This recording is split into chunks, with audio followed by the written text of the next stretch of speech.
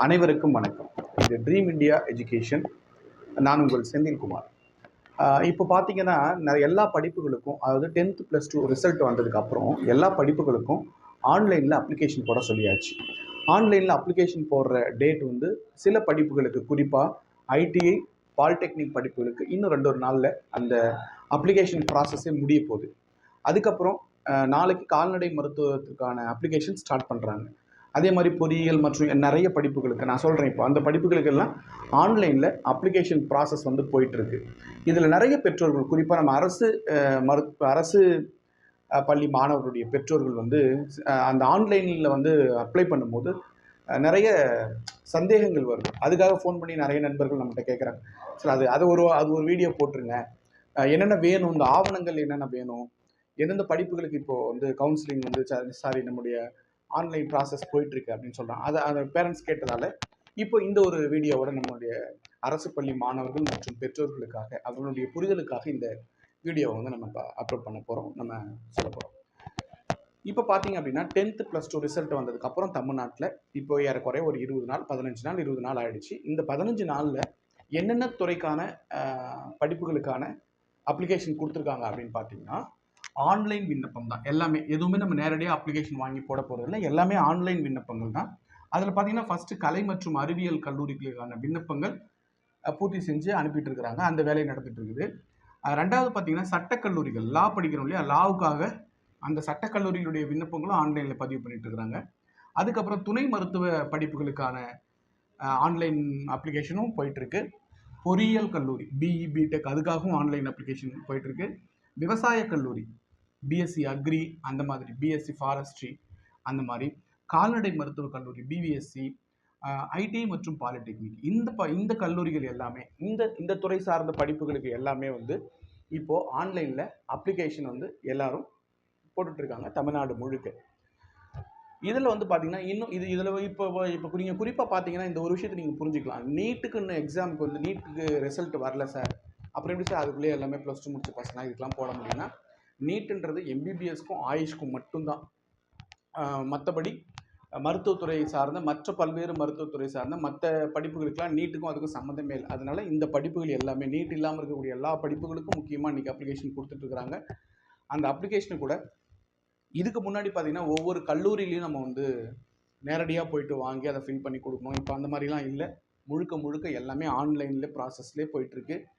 இப்போ நான் சொன்ன கல்லூரிகள், கலை அறிவியல் கல்லூரி, சட்டக்கல்லூரி, துணை மருத்துவக் கல்லூரி, பொறியியல் கல்லூரிகள், விவசாய கல்லூரி, கால்நடை மருத்துவக் கல்லூரி, ஐடி மற்றும் பாலிடெக்னிக், இந்த கல்லூரிகளில் சொல்லிக் கொடுக்கக்கூடிய படிப்புகள் எல்லாத்துக்குமே வந்து இப்போதைக்கு ஆன்லைன் ப்ராசஸில் அப்ளிகேஷன் ஃபார்ம் வந்து கொடுத்துட்ருக்குறாங்க. அதை நீங்கள் சில ஆவணங்கள் எடுத்துகிட்டு போயிட்டு அந்த ஆன்லைனில் அப்ளிகேஷன் போடக்கூடிய அந்த கம்ப்யூட்டர் சென்டரில் போய் கொடுத்தீங்கன்னா அவங்க தேவையான எல்லா டாக்குமெண்ட்டையும் ஒரு பிடிஎஃப் ஃபைல் மாதிரி எல்லாத்தையும் ரெடி பண்ணி அதை வந்து நீங்கள் எந்த துறைக்கு போடணும் அப்படின்னு சொன்னீங்கன்னா அந்த துறை சார்ந்த வெப்சைட்டில் அதை அப்லோட் பண்ணிவிடுவாங்க. அந்த ப்ராசஸ் உங்களுக்கு நடக்கும். அதுக்கப்புறம் சில ரசீது கொடுப்பாங்க, அதை வாங்கிட்டு நீங்கள் வந்து வீட்டில் வச்சுக்கலாம்.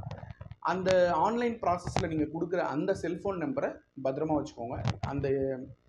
இந்த கல்லூரிகளிலிருந்து எந்த ஒரு தகவலாக இருந்தாலும் நீங்கள் கொடுக்குற செல்ஃபோன் நம்பருக்கு தான் தகவல் வரும். நேரடியாக உங்களுக்கு தகவல் யாரும் சொல்ல மாட்டாங்க. அதனால் அந்த செல்ஃபோனில் மெசேஜ் கொடுத்துக்கிட்டே இருப்பாங்க. என்ன அப்டேட், இப்போ என்ன பண்ணிட்டு இருக்கிறோன்றது மெசேஜ் வந்துகிட்டே இருக்கும். அதனால் வந்து நீங்கள் கொடுக்குற அந்த கான்டாக்ட் நம்பரை எப்பயுமே கையில் இருக்கிற மாதிரி பார்த்துக்கோங்க. இப்போ வாங்க நம்ம என்னென்ன அந்த ஆன்லைனில் பதிவு பண்ணுறதுக்கு, அப்ளிகேஷன் போடுறதுக்கு நமக்கு என்னென்ன ஆவணங்கள் வேணும் அப்படின்றத பற்றி பார்க்கலாம்.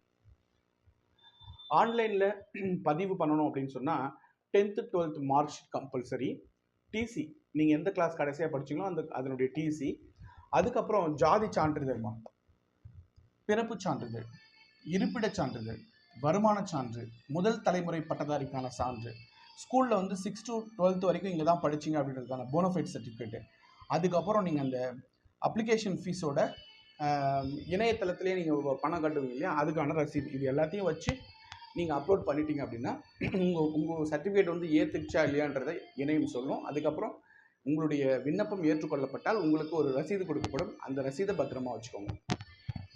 பாருங்கள், நீங்கள் ஆன்லைனில் அப்ளிகேஷன் போடணும் அப்படின்னா இந்த டாக்குமெண்ட்லாம் கம்பல்சரி நீங்கள் எடுத்துகிட்டு போகணும். 10th 12th mark sheet, DC, ஜாதி சான்றிதழ், பிறப்பு சான்றிதழ், இருப்பிட சான்றிதழ், வருமான சான்று, முதல் தலைமுறை பட்டதாரிக்கான சான்றிதழ், ஸ்கூலில் வந்து 6 to 12 வரைக்கும் படிச்சிங்கன்ற போனஃபைடு, அப்ளிகேஷன் சார்ஜ் ரிசிப்ட், இது எல்லாத்தையும் நீங்கள் வச்சுட்டு நீங்கள் கொடுத்தீங்க அப்படின்னு சொன்னால் அதுக்கான விண்ணப்பத்தை வாங்கி டவுன்லோட் பண்ணிவிட்டு உங்களுக்கு வந்து கொடுப்பாங்க. நீங்கள் இன்னொரு விஷயம், நீங்கள் எல்லா அப்ளிகேஷன்லேயும் ஆன்லைனில் நீங்கள் என்ன கான்டாக்ட் நம்பர் கொடுக்குறீங்களோ அந்த நம்பரை ரொம்ப சேவ் பண்ணி வச்சுக்கோங்க. அந்த நம்பருக்கு தான் எல்லா மெசேஜும் வரும்.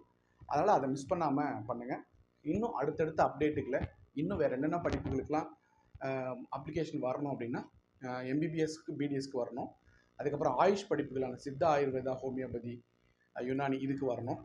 அதுக்கப்புறம் டிப்ளமோ நர்சிங், ஃபார்ம் டி, இந்த ரெண்டுக்கும் வந்து வரணும். இப்போ இதுக்கு மட்டும் தான் நம்ம வெயிட் பண்ணிகிட்ருக்கோம். அது வந்ததுன்னா ஏறக்குறைய எனக்கு தெரிஞ்சு சால்வ் ஆகிடுச்சு. எல்லா விதமான கல்லூரிக்கான வாய்ப்புகளும் முடிஞ்சதுன்னு நினைக்கிறேன். பார்ப்போம். இதுதான் இப்போதைக்கு ஆன்லைனில் விண்ணப்பங்கள் கொடுக்கக்கூடியது. பார்த்திங்கன்னா இந்த படிப்புகள் எல்லாம் கொடுத்துட்ருக்குறாங்க. இன்னென்ன ஆவணங்கள் உங்களுக்கு தேவை கரெக்டாக வச்சு போடுங்க. அரசு கல்லூரிகள்லேயே முதல்ல அரசு கல்லூரிகளில் நிறைய இடங்கள் இருக்குது. கூடியமான வரைக்கும் அரசு கல்லூரிகளில் சேர்ந்து படிப்போம். பேரண்ட்ஸ்க்கு செலவில்லாமல் கல்வியை முடிப்போம். எந்த துறை சார்ந்த படிப்பு எடுத்தாலும், எந்த கல்லூரியாக இருந்தாலும் நீங்கள் படித்தா மட்டும்தான் அடுத்தடுத்த கட்டத்துக்கு மேலே வர முடியும். அதனால் இங்கே படிக்கிறோம் அங்கே படிக்கிறோம்ன்றதுல நல்ல மதிப்பெண்கள் எடுத்து எந்த கல்லூரியில் சேர்ந்தாலும், எந்த கல்லூரியில் படித்தாலும் நீங்கள் சிறப்பாக படிக்கலாம். உங்களுடைய எண்ணங்களில் தான் மாற்றம் வேண்டும்.